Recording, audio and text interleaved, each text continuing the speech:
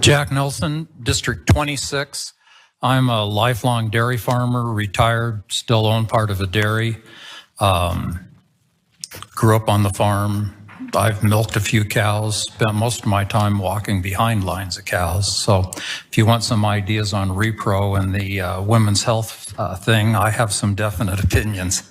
So other than that, I'm tickled pink to be here. And Magic Valley, I'd say Jerome is probably the heart of the dairy industry. I always think of Idaho agriculture from really Glens Ferry to Ashton. We sell value-added water. So besides the value-added part, the water is a huge deal, and tickled pink to be here.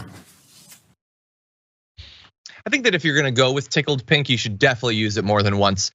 So that was newly elected GOP Representative Jack Nelson from Idaho, who, you wanna start off with a joke and lighten things up by talking about the most divisive domestic policy topic by stating that you as a man are in a position to opine based on the fact that you've milked cows before. He was joking, I will acknowledge that. I would have gone in a different direction. Brett, you're a comedian, what do you think?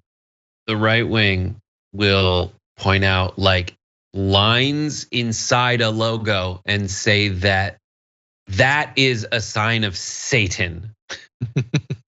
This guy's like, I stood behind dairy cows, so now I can chime in on abortion rights? That is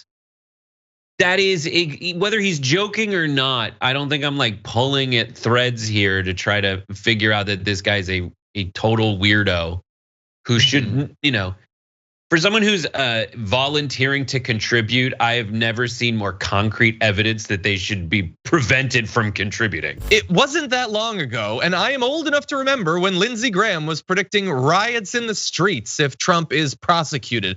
This was Lindsey Graham in his "I'm a big boy, I can make big threats" mode.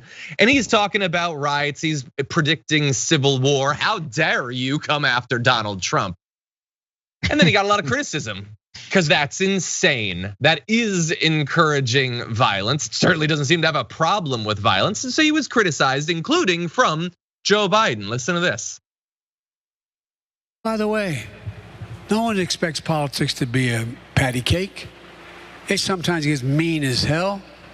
But the idea you turn on the television and see senior senators and congressmen saying, if such and such happens, there'll be blood in the street. Where the hell are we? Well, unfortunately, where we're at is in America. But in America, where Lindsey Graham is doing a bit of backtracking. You know what he said. We played it on the show. We just showed it in that graphic. Take a look at how he tries to explain away the concerns. Yeah, so what I said Sunday was I reject violence, but I also reject a double standard here.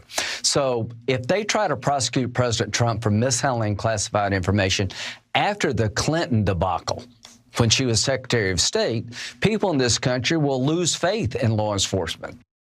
Okay, lose faith in law enforcement is miles away from riot in the streets. And not only did you not say, I reject violence, but one of the worst things to say is, I reject violence, but, which you did say right there. You didn't say I reject violence a couple days ago. You predicted violence in the streets, but here you said, I reject violence, but something, something, Hillary and Bill.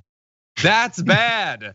You're not really rejecting violence if a little bit of whataboutism is all it takes to get you to a point where I reject it, but you know what, sometimes it's necessary.